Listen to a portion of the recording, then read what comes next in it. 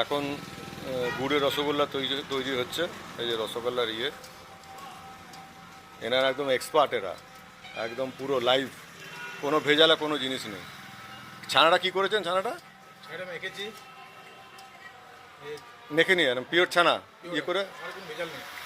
ছানা দিয়ে এটা গুড়টা কীভাবে মিলিয়েছেন? গুড়টা গলালাম, রসটা ফুটাইছি। ওই গুড়টা খেজুর গুড়টা, ওটা রসটা গলানো হলো, জল দিয়ে মেলাতে হবে কিছুটা।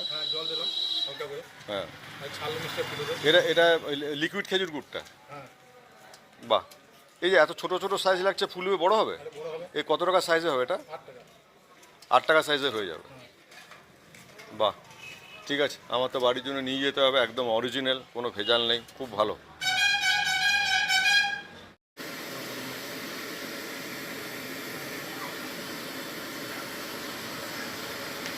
দারুণ রসগোল্লা হচ্ছে দেখছি, একদম পুরো ফিনিশ প্রোডাক্ট এবারে হতে চললো। যে আগের ভিডিওটা যেটা দেখালাম। তোমার নাম কি? আপনার নাম কি বল? সমু শর্মা। বাহ, আপনি এই রসগোল্লা বানান নাকি? কিভাবে বানান?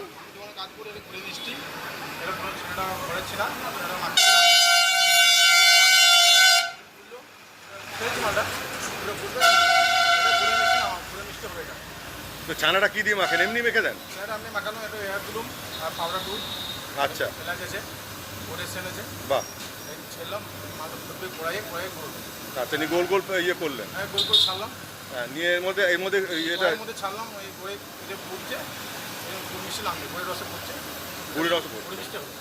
আচ্ছা, বা সাইজগুলো দেখান তো কেমন একবার হয়েছে। ছোটোগুলো তো দেখালাম, আগের ভিডিওতে আমি দেখিয়েছি, সাইজগুলো দেখান। বাহ, ওই ছোটোগুলো এত বড় হয়ে গেছে, খুব ভালো সাইজ, দারুণ দারুণ। এবার খেতে হবে মনে হচ্ছে, এবার রেডি হয়ে গেছে। থ্যাংক ইউ, ঠিক আছে, গুড়ের রসগোল্লা রেডি।